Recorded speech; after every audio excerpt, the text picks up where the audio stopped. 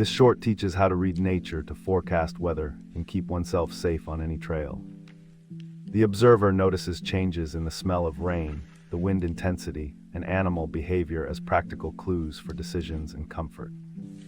Darkening clouds and a sudden chill signal a front approaching and time to seek shelter. By choosing a sturdy windbreak, low ground away from rivers, and a dry spot for warmth, the observer stays prepared. With practice, this skill becomes instinct, empowering the learner to act calmly, gather essentials, and rest until it passes today.